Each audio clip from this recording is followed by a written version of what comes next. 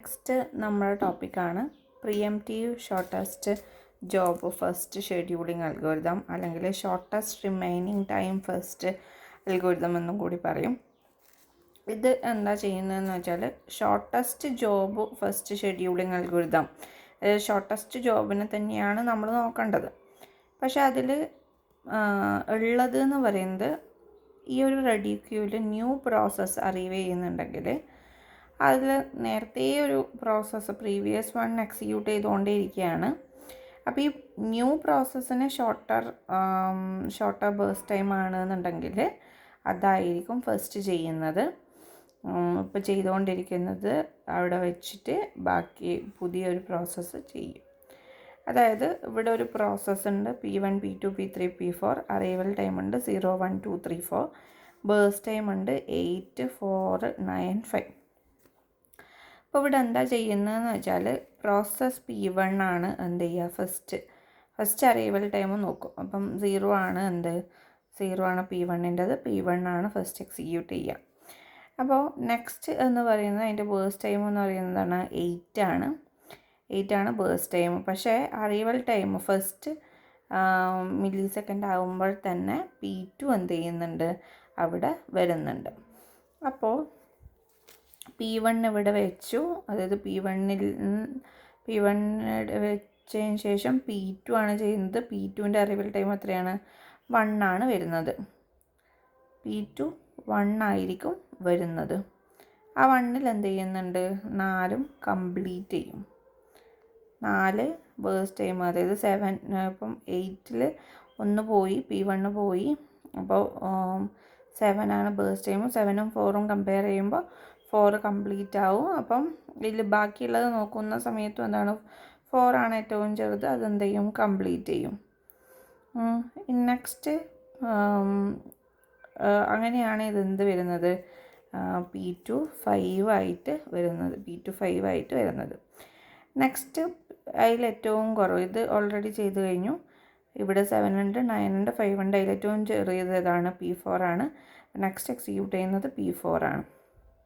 അപ്പോൾ P4ൻ്റെത് എങ്ങനെ വരും, P4ൽ 5 പ്ലസ് ഈ ഒരു 5 10 ആയിരിക്കും വരിക. അപ്പോൾ P4 ഇവിടെ എന്ത് ചെയ്തു, കംപ്ലീറ്റ് ആയിട്ടുണ്ട്. P2 ഇവിടെ കംപ്ലീറ്റ് ആയിട്ടുണ്ട്. ഇനി ഇത് രണ്ടും കമ്പയർ ചെയ്യുമ്പോൾ P1 ആണ് അടുത്ത ചെറുത്. അപ്പോൾ P1 എക്സിക്യൂട്ട് ചെയ്യും. P1 എന്ന് പറയുന്നത് 7 ആണ്. 10 + 7 17. നെക്സ്റ്റ് P3 എക്സിക്യൂട്ട് ചെയ്യും. P3 17 + 9 26. അപ്പോൾ ഇതിൻ്റെ വെയിറ്റിംഗ് ടൈം, P1ൻ്റെ വെയിറ്റിംഗ് ടൈം എന്ന് വെച്ചാൽ എന്താണ്, ഫസ്റ്റ് ഇവിടെ എക്സിക്യൂട്ട് ചെയ്തത് എന്തായിരിക്കും, P1ൻ്റെ 1 ആണ്. നെക്സ്റ്റ് P1ൻ്റെ എന്ന് പറയുന്നത് 10 ആണ്. അപ്പോൾ 10 - 1 9. P2ൻ്റെത്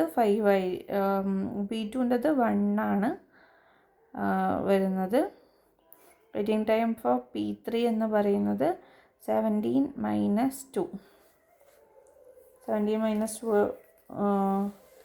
2 ആയിരിക്കും വരുന്നത്. കാരണം എന്താ, ഇവിടെ P1ൻ്റെത് 1ഉം അറൈവൽ ടൈം മൈനസ് ചെയ്യുന്നുണ്ട്.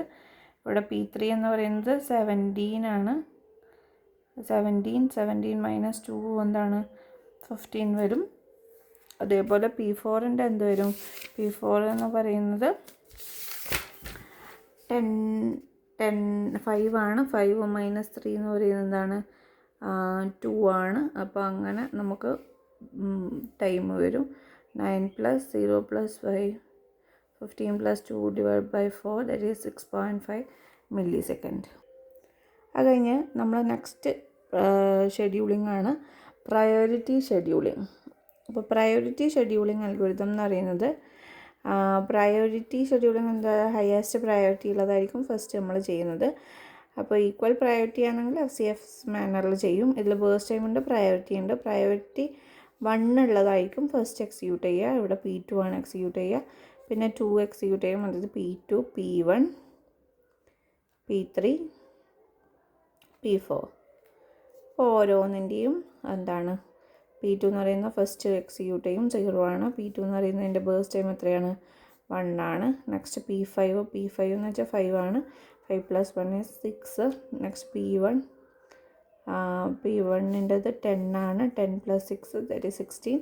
അങ്ങനെയാണ് ആവറേജ് ടൈം നമ്മൾ കാണുന്നത്. പ്രയോറിറ്റി ഷെഡ്യൂളിങ് കഴിഞ്ഞ് അടുത്തതാണ് എന്ത്, round Robin scheduling.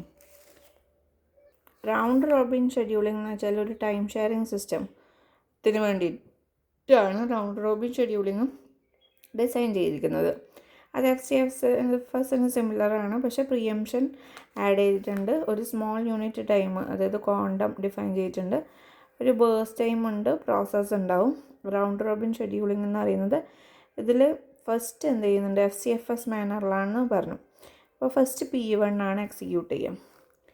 P1 execute ചെയ്യുമ്പോൾ ബേഴ്സ് ടൈം എത്രയാണ്, 24 ആണ്.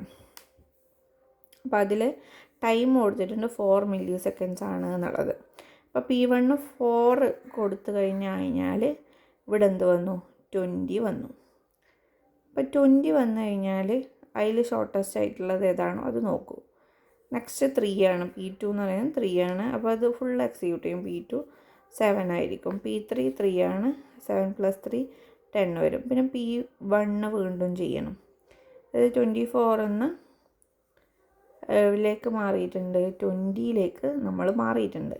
അപ്പോൾ ആ 20ന്ന് നമ്മൾ എന്ത് ചെയ്യണം, 4 കുറച്ചു. 4 കുറക്കുന്ന സമയത്ത് എന്ത് വരും, ഇവിടെ 16 വരും, ഇവിടെ എന്ത് വരും, 14 വരും. നെക്സ്റ്റ് 16 12ലേക്ക് പോവും. അങ്ങനെ നമ്മൾ എന്ത് ചെയ്യുന്നുണ്ട്, ഇവിടെ 0 ആവുന്നവരെ P1 എക്സിക്യൂട്ട് ചെയ്തുകൊണ്ടിരിക്കുന്നു. അപ്പോൾ P1ൻ്റെ വെയിറ്റിംഗ് ടൈം എന്ന് പറഞ്ഞാൽ 10 - 4 അത് 6 മില്ലി സെക്കൻഡ്. P2 എന്ന് പറയുന്നത് ഇവിടെ 4 ആണ്.